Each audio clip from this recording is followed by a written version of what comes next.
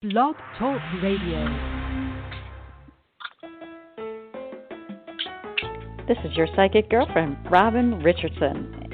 And if you're like me, you're interested in how the universe works and in all things mystical. So let's explore it together. Sit back, relax, and enjoy the podcast.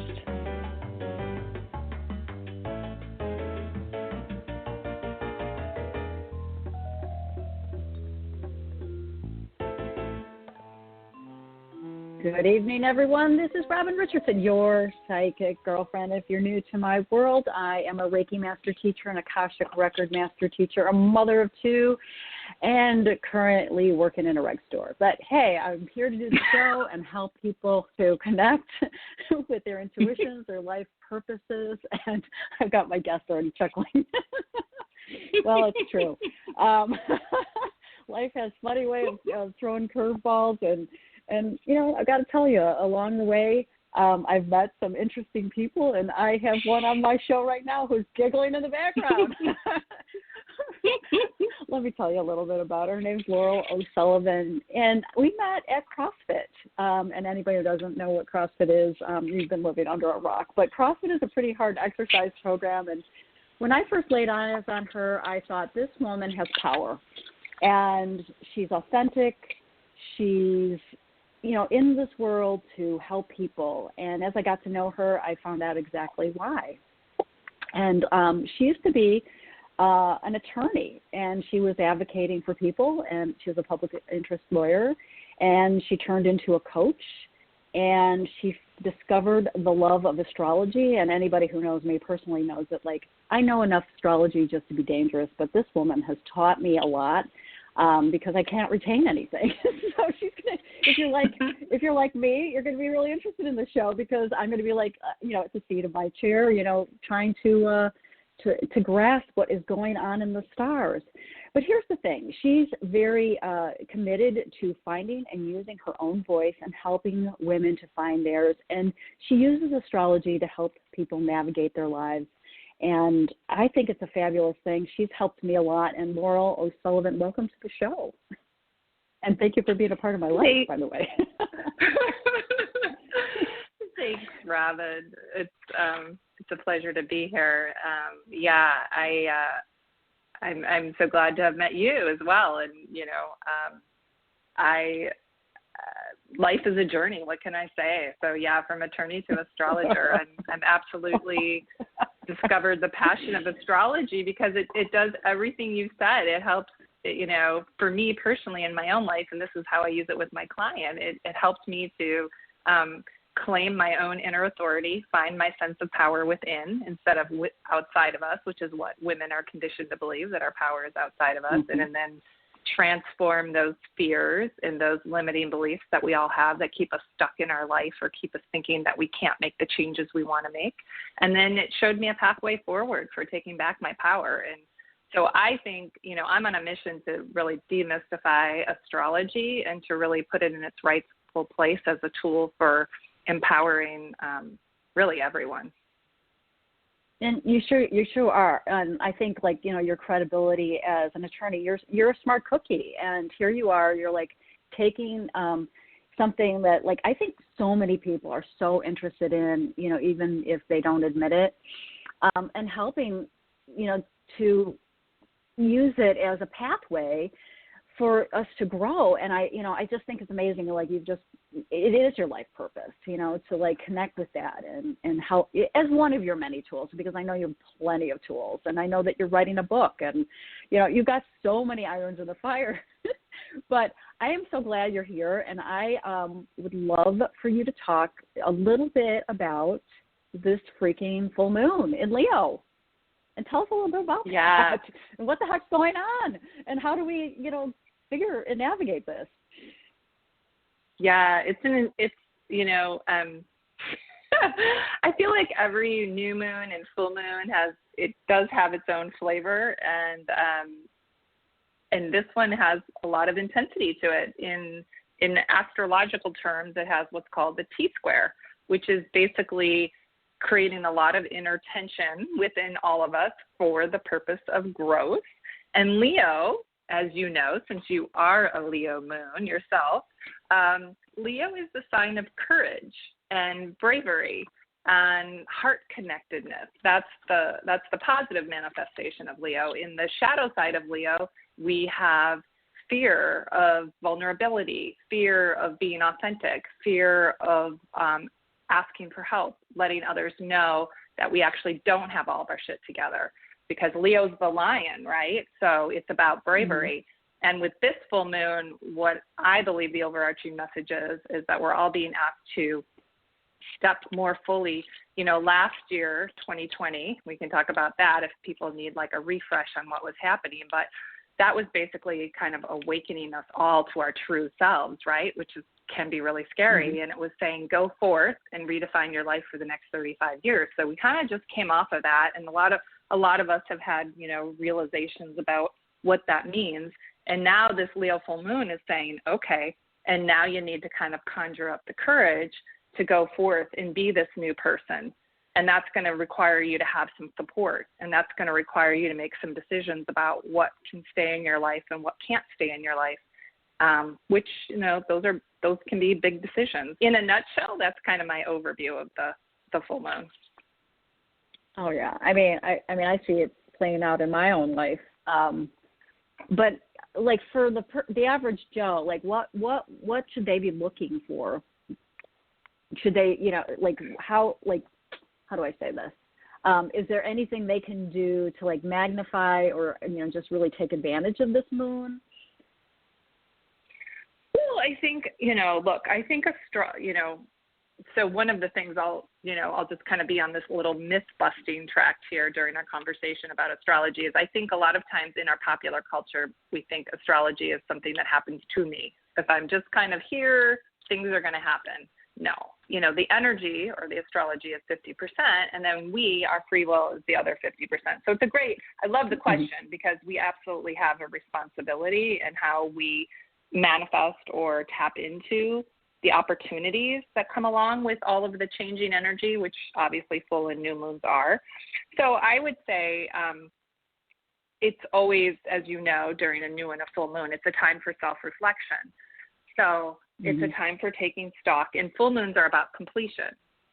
So it's about, you know, like as I was just saying, sort of what I would give advice to folks listening is kind of like assessment on, which is a big assessment, but kind of like what's changed in the last year for you, and where is that area of life where you're feeling like I have some changes to make, and maybe I can't do this all alone. And relationships in particular, because Venus and Pluto are involved, relationships and money and self-worth are all a part of this full moon. So it could be bringing up fears around, you know, financial fears around our self-worth, fears around something that you know needs to be changed, maybe in a relationship, maybe ask yourself, am I giving my power away somehow? So those are kind of the questions that I would say, anything like do an assessment over the last, you know, 3 to 4 months, like where have I felt like I've been giving my power away? And what is something that I can do to take back that power, and what needs to change within myself for me to do that? And where might I get some help to do that? Yeah. And be willing to kind of ask for that help. Yeah, I love that. In my own life, it's just like I'm so used to, you know, doing everything myself. But, you know, I have learned to reach out and ask for help and know that I don't, like, know everything, or I don't have to do it. I know. Always. I've witnessed that. It's exciting. Yeah. It's super exciting. Says the pot to the kettle. Yes. Exactly. I know, exactly. But I also, you know, like you're right. I mean, 2020 was just, you know, one of those years where it shook everybody in some way, you know. You know, so this year, let's talk about the themes for 2021. Yeah. What's going to happen here? And like, just one more how do we ride this came train? to me.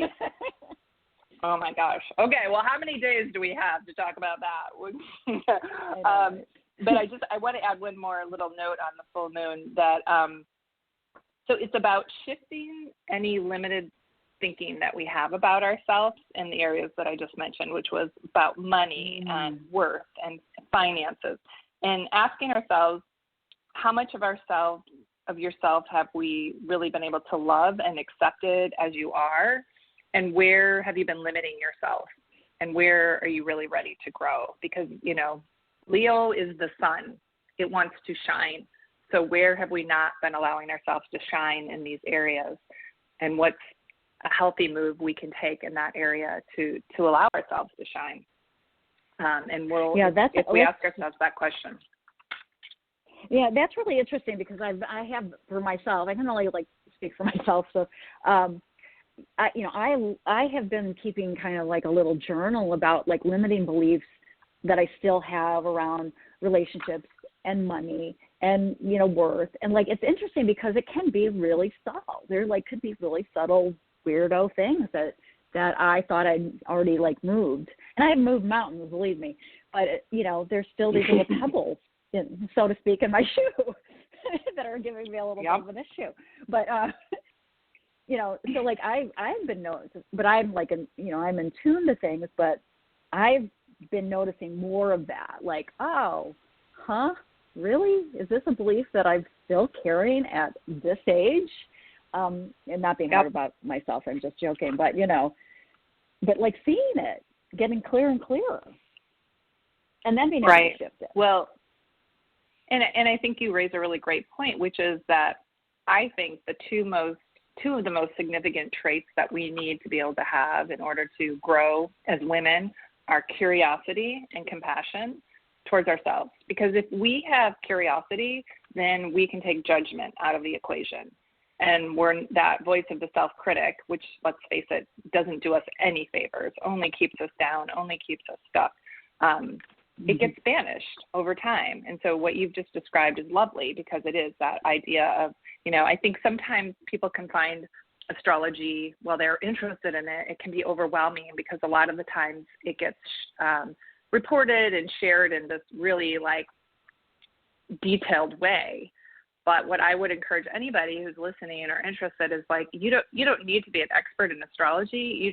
You need to like filter it or read it for yourself and what jumps out at you, and use that as a tool for becoming curious about yourself. And I guarantee you will see, because that's how I started out. I just, you know, developed this deep, deep curiosity for my, you know, looking at my birth chart and understanding my own patterns, and then it extended to what's happening, you know, day to day. But that curiosity and compassion towards ourselves will hands down get us the furthest growth as women. Yeah. Well, and even talking to you, it's just like, it gives me more compassion for other people, because we're all walking around with this crazy chart, you know, and oh my gosh, this aspect looks good, or that aspect looks hard. You know, we've all come here for, you know, the experience and learning of ourselves, not only as humans, but as spiritual beings, wouldn't you say? Absolutely. And I think, you know, to continue this idea, you know, astrology shows us the cycle of energy that we're in. And when, to your point, when we realize that everybody else on this planet is going through the same cycle, and yes, we were born on different days and different times, so it's going to look a little bit differently. But when we realize at a very high level that we're all experiencing many of the same challenges, I really find it becomes a compassionate tool for, again, removing judgment towards others. And, you know, maybe if we have time, I'm seeing this, as I'm sure everybody in the United States and elsewhere is right now. I'm seeing this play out even on the community level, where it's easy to get really, there's so many divisive issues right now, but instead of like finding yourself getting really caught up in it, when you understand that, like, oh, this is about the North Node being in Gemini and the South Node being in Sagittarius, or this is about the Age of Aquarius or whatever, it really helps to kind of like have compassion and empathy for everybody, and just understand, you know, we're human beings all here trying to have this experience, and some of us are, you know, having a better time of it than others, but no need for judgment. Well, right.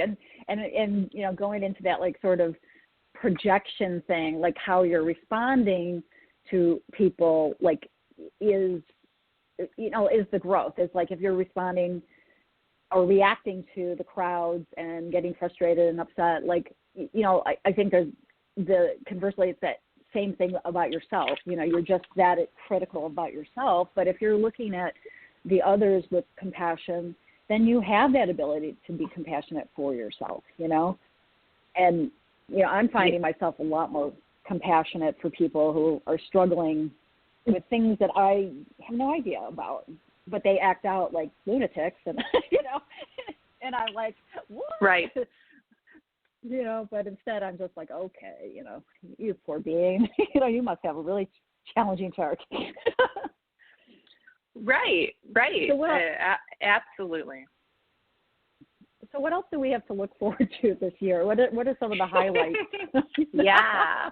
Yeah. So let's talk about some of the themes. And, you know, one of the key themes, and for those who are listening, I have a YouTube channel under my name, Laurel O'Sullivan, and I actually have a video on this topic. So if you want to know more about it, you can go there and look at my Uranus square Saturn. And that, so I want to kind of break that down and describe what that is, because that energy, it's, so we have Uranus, Taurus, which is an earth sign, and Uranus is the planet, which is the great disruptor. So it's here to liberate us. It's here to help us become who we were created to be, not who we were conditioned to be. So I like to think of Uranus as coming here to like help us release the shackles that have been put on us by our families, by our culture, you know, by our upbringing.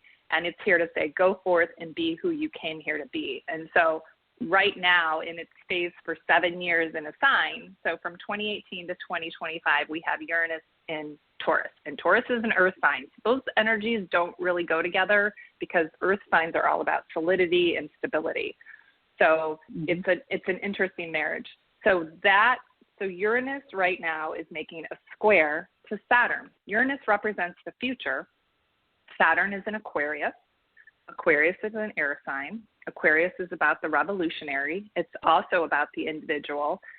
But it's also about humanity, about society, about doing things for the greater good. And so you have these two making what's called a square or a 90-degree angle. And so again, we experience that as inner tension. Every single sign, anybody who's listening, you have this energy playing out in your chart. It's playing out in different areas of your life.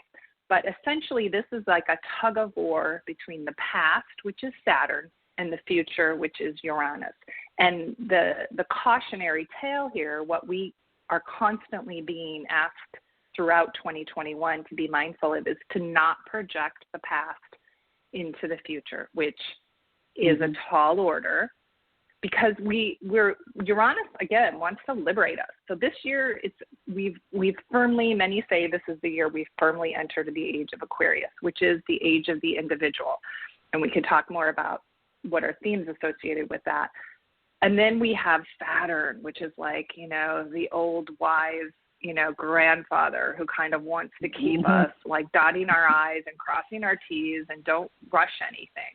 And Uranus is like electricity. It's like unpredictable, chaotic energy. We don't know when it's going to come. And so what I say to people is we've got a tug of war between the past and the future. And so the only way that we can navigate this is to constantly be reminding ourselves to be present, to come into the middle of those two. And so doing anything like grounding exercises, meditating, journaling, walking in nature throughout this year are really important. And there's 3 key dates that I'll share, because that's when that energy makes a perfect square. And those 3 dates, so this is time of the year where you might be experiencing this tension, this inner tension between, but I want to move in that direction, but I'm afraid because this thing happened in the past, and I don't know if that same thing is going to it's going to play out that way. And so we have to bring ourselves, that awareness alone is going to make a huge difference. So February 17th, June 14th, and December 24th, those are the 3 dates, and you'll find the energy probably a month leading up to those dates. You'll start to feel that. So say the dates again. It's intense. Yes. The 3 dates are February 17th, June 14th, and December 24th. And they're going to be particularly the signs that are going to feel that energy the most intensely are the fixed signs, which are Aquarius, Taurus, Scorpio, and Leo. Oh, I'm so screwed. Yeah. I know. I've got 2 of the 3 too, baby, so I understand. Yeah, and then I've got a daughter that's Taurus. God forbid. Mhm. Yep. You know, it's growth. It's all growth, right? I'm gonna have to start collecting more wine. Sulfite free. Yeah, but really, that aspect is here to help us cultivate resilience and to really activate the revolutionary within us, so that we can come home to our own inner wisdom and our own knowing. And that all sounds really good. I understand that. So it's like we're sharing with you these kind of high level things that folks need to you practice. That's all it is the awareness helps us ground us in the practice. Absolutely. I mean, I really, I can feel that. Like I can see, it's really interesting, being who I am in the world and seeing the teeter-totter, between the past and the future, and trying to keep that balance. And well, I don't really think there's balance, to be honest. I think you either go, you don't have to go so far one way or the other, but it's a game to stay stable, I suppose, without the big swings of imbalance. Yeah. So I mean, I'm finding that easier and easier to get back to that place of managing that balance. But this is very helpful. And I think another way, I ran across this phrase recently when I was sort of researching the energy for the year, and I think this sums it up really nicely too, but I'm no longer accepting the things I cannot change. I'm changing the things I cannot accept. Oh. Yeah. Interesting. So it's kind of turning that phrase on its head. Yes. So it's turning really the serenity prayer on its head. Yeah. Well, and it seems like that's the theme, right? There's so much, even just right now, I don't know if people are familiar with what's happening in, with stocks and the GameStop and the Reddit people buying, outsmarting. Literally, that's Uranus disrupting the way the financials have been, which I find completely exciting, and it is a rebellion. It is a revolution. I mean, it is when you were talking about it, I was just like, oh my goodness. And it is the future coming to say, you know what, we're not going to do the past anymore. We're not going to be this way. And, and I hate to get into politics, but let's look at, our new vice president, female. I mean, she's disrupting. Absolutely. Then, and breaking up systematic racism. And it's really interesting times to be living. It is. And I can, I'm applying the astrology, Laurel. Look at me. Yeah. Well, and that to me, honestly, is what's the most exciting about it. It's not I think so much often well-meaning astrologers come at it from a very technical perspective, and I think you lose a lot of people. Because when we can kind of ground it and explain what's happening in our own lives, I think that's when it's exciting. And this is as much as it's a very challenging time, there are opportunities for us to claim our individuality, while at the same time that, if we're doing the best of the Aquarius energy, it's about fairness and equality and what's right for the group.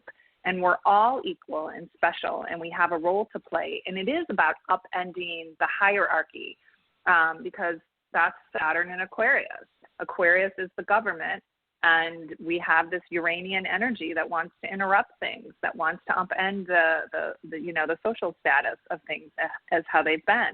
So I think it's a very exciting time, but what we need to understand is that there's probably going to be 4 or 5 years of transition as we move deeper into the age of Aquarius, where this upending is going to maybe feel a little bit chaotic, but know that we're kind of moving. I know you said, I don't think we ever get to a true balance point, but we're moving in that direction, and then a system never stays in balance for long, right? And then there's another interrupter that comes along. So, so that's evolution. And it's that's our evolutionary process. Yeah. Yeah, and that phrase, being uncomfortable with being comfortable in the uncomfortable, like really plays hard for me here, because it's just like, yeah, like if you're riding that edge, that's growth, right? So if you can be on that edge of discomfort, you're growing constantly. You're not going to be stagnant, And right. So like astrology has right. also taught me that there's always something new. There's always something new to learn. Go ahead. I mean, and there is, and I think that so if we want to talk about Aquarius, the positives, Aquarius is about growth and innovation and the individual, but the shadow side of Aquarian energy, and the reason that I'm saying we're in the age of Aquarius for folks who are newer to astrology is because we look at the cycle of Saturn as it goes around the 12 signs of the zodiac. And so Saturn just started a brand new cycle. It had been moving through all the earth signs. And so 2020 was significant for many reasons. I won't go into all the details, but we had 3 coming to an end. And at the end of the year, we had this big movement of Saturn from where it had been in the earth sign for over 200 years out of Capricorn and into Aquarius, the air signs. So air signs are all about communication, collaboration, ideas, innovation. It's faster moving energy. Earth is flow. It's the energy of the Industrial Revolution, of capitalism. And so this is a huge, and so for the first 2 months of this year, we're going to be experiencing, and I know I am personally, and you've described it, Robin, in your own life, kind of this, a little bit of chaotic, shift, because it's that shift from earth to air energy, and things are buzzing, communities are buzzing. There's a lot of a little bit of freneticism, and we kind of are working through that transition. But the shadow side of that, of Aquarius, is that there's only one truth. So it's kind of dogmatism. And, I think we're all seeing that play out, right, in the larger, discussions around politics and so forth in this country and elsewhere in the world. So we need to be mindful always of that shadow side. Oh, yeah. Darn shadow. We have it. Yeah, it's true. Okay, so what else can you tell us about the Age of Aquarius? Is there anything else, or should we move into the communication period with the Mercury going retrograde and what that means? Yeah, we can definitely talk about Mercury retrograde. I feel like is this nicer, easier topic to kind of talk about. So yeah, let's dive into that. All right, it's going to be happening. January 30th? But we've been in the shadow period, but I don't know. Maybe people don't really understand what the shadow period means. So maybe you could explain that first. Yeah.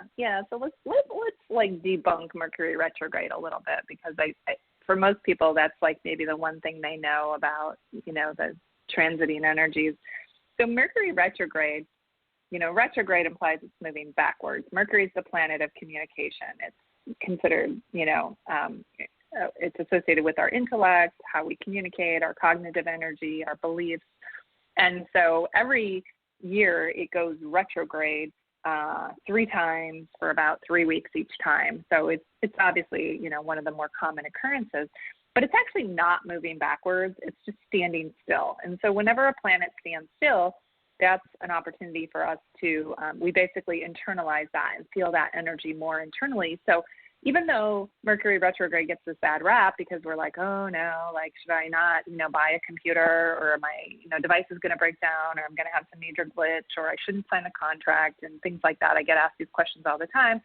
Should I not launch something new?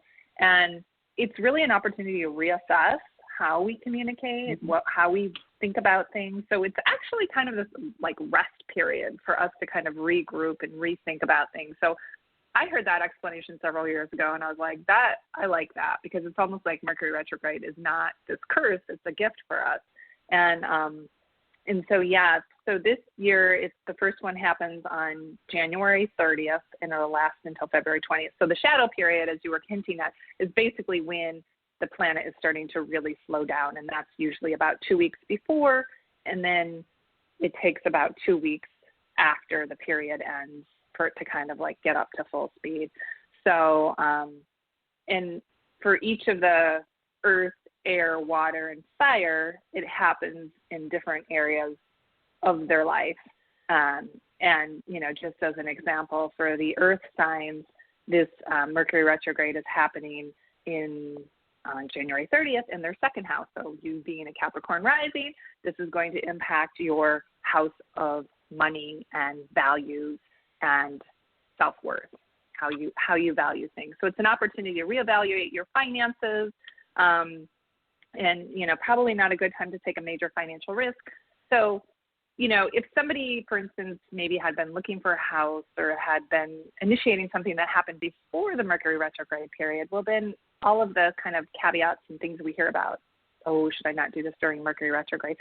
You know, those basically kind of go out the window. But if you were to sort of like just initiate something and want to, you know, quickly sign a deal or bring something to completion or quickly launch something new, I would caution against that, where the energy is brand new during that period. Mm-hmm. Yeah. So, like, if you're upgrading or something like that, it's a little different.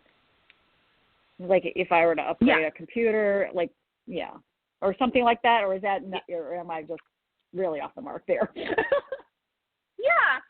No. Like, I mean, I think upgrading the computer, buying a new computer, like, that's fine. I mean, a lot of times people think about like buying a property, like signing a major contract. And if you were an earth sign where it's happening in your second house around money and finances, like, let's just say you decided to move and you happened to go within 1 week and you found that perfect house and you were like, hot dang, I'm going to sign a contract, and it all happened really quickly. I might caution against that because it had all like been happening within that short period of time. But, you know, if you had started looking for a house in December and then maybe you found it in the middle of the Mercury retrograde and even signed it towards the end, I think that would be okay. It's just that you don't want to necessarily like initiate anything brand new during that time period. Yeah. So some people say, and, you know, I love your opinion on this, like former lovers or people from the past come back. What's that about? You know, I don't know if I don't know if I totally buy into that. I think it's really, that is something that I would say is probably like more dependent upon the particular astrology of the individual. I mean, I guess it's like an opportunity, like I was saying, at a high level to kind of revisit the past, to reflect on the past. I do hear that a lot. I have never necessarily personally experienced that, but I suppose, you know, it's always possible. Yeah. Well, you know, what happens, I think the last Mercury retrograde, there was a lot of people like, you know, people that I'd known a long time ago, you know, just in various different arenas, not necessarily romantic partners, but like friends, like that kind of came back around in that period. So I thought that was kind of interesting, like more so than had ever been, you know. It seemed like a whole flood of people. You know, like, where have you been for 36 years? You know? I think I don't totally I kind of remember that, and I'm thinking for you that might have been happening in your 11th house, which is the house of like our network, our community, our friendships. So I think that can definitely be true if Mercury retrograde is activating those more social houses, which is going to be, again, dependent on whether you're air, fire, earth, water, etc. Yeah, for me, it just seemed like a lot of old friends came back, which is great. I mean, these reconnections have been very, very much of a blessing, you know. Well, so, I mean, in that way, it was now fun. I'm actually,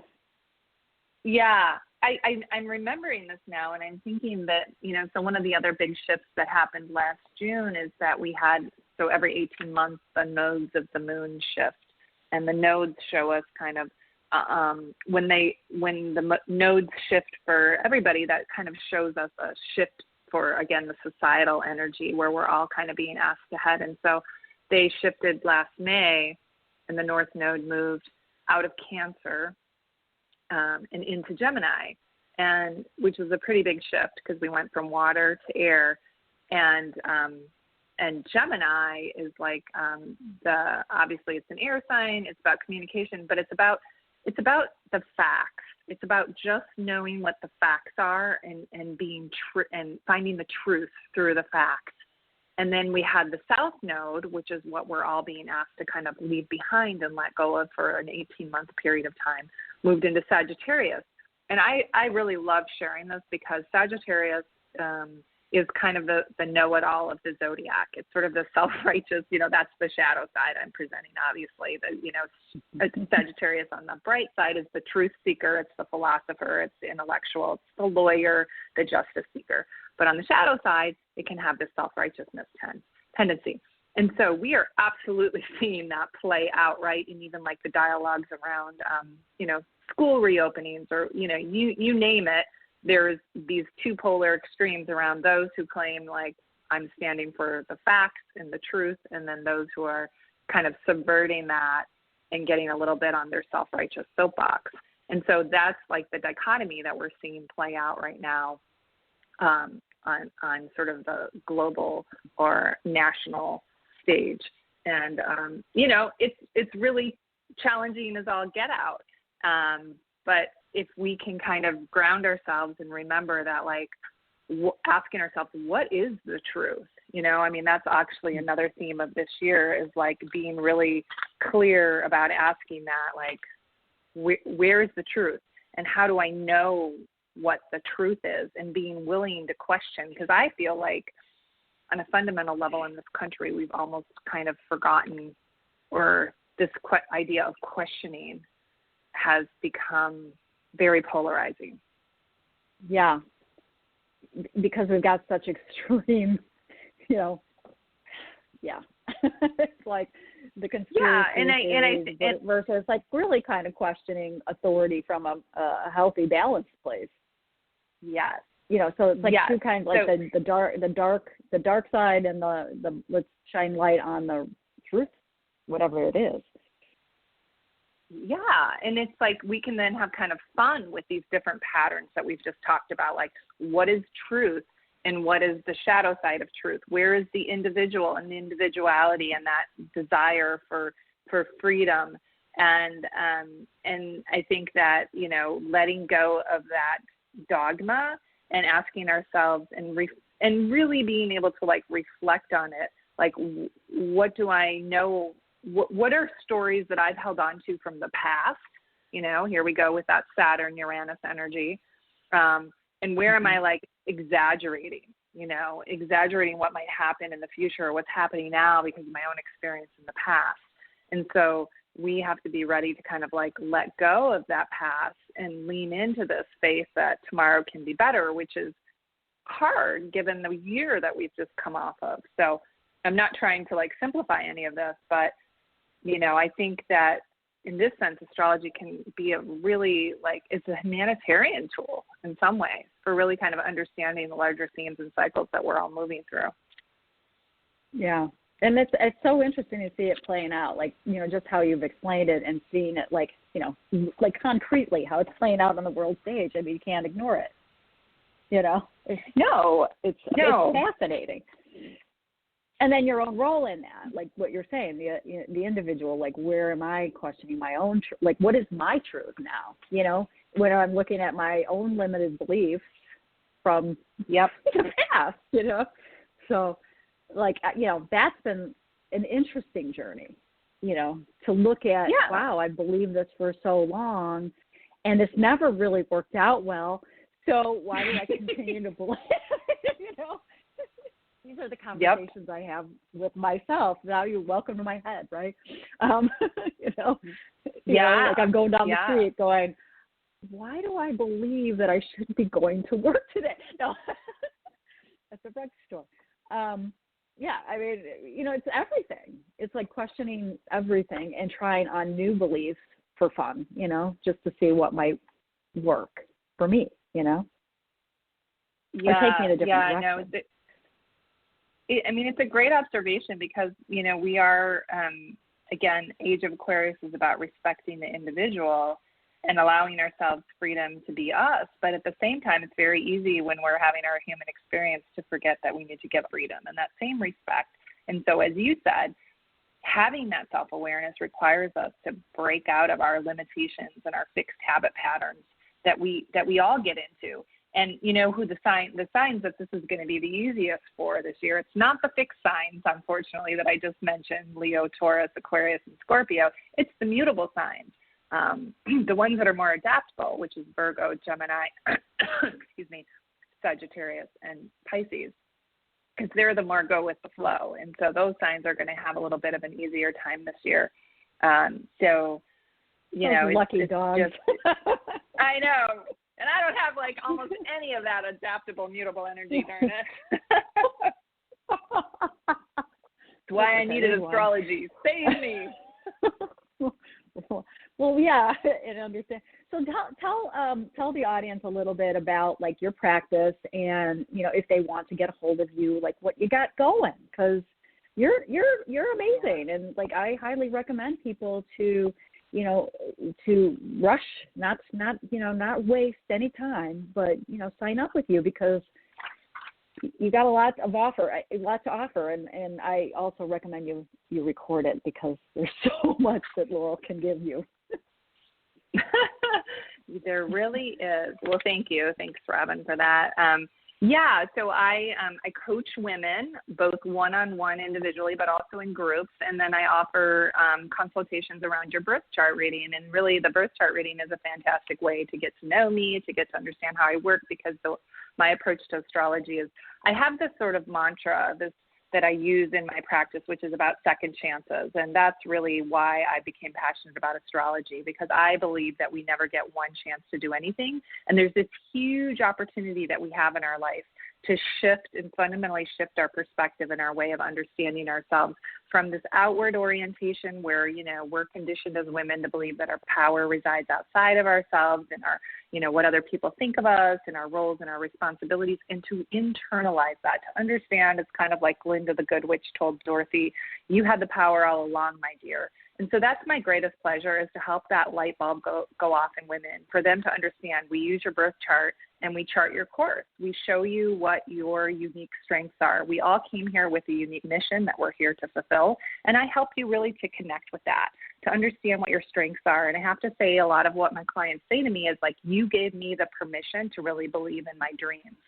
And from there, you know, it's a matter of moving forward to transforming those limiting beliefs and those fears that really can keep us stuck, and then finding that pathway forward to really claiming that new way of embracing change and making, you know, a lot of my clients come to me because they're trying to make a decision. They're trying to make a decision about a relationship, about a career change, about even things like how they parent or what their relationship to finances are, so really understanding those in a different way. And most of us, we go through life and we're looking for somebody else to give us permission to make the changes and to own our power. And that's why I find astrology powerful, because we give ourselves that permission. And that's really the beginning of a whole new orientation to life. So in February, I'm going to be launching both a group coaching practice, which will probably have around 10 to 15 women coming together for 90 days to really learn what I call about our own story, to come into kind of deep understanding of who we are and what we're here to do, our purpose. But then, as I said, I also have one-on-one coaching that I offer women, which is they also have opportunity to participate in the group, but they also get the deep one-on-one connection to myself. And my website is laurelosullivan.com, and you can email me, laurel@laurelosullivancoaching.com, or go to the website and learn more. Well, thank you, and I hope people take advantage of this because you are phenomenal. And I so appreciate you being on the show. And I'm sorry we didn't get the call today, but next week we will, because next week we got John C. Morley. John C. Morley is a serial entrepreneur, and he is also a fabulous intuitive. And we're going to be talking about facing fears, and we will be taking readings. And Laurel, again, thank you so much for being on the show. And everybody, take a listen and show up next week and go over to laurelosullivan.com. And if you want to know more about me, you can go to yourpsychicgirlfriend.com and find out more about what I'm doing. So see you next week. Thank you. And have a great weekend. Thanks, Robin. Bye, everyone.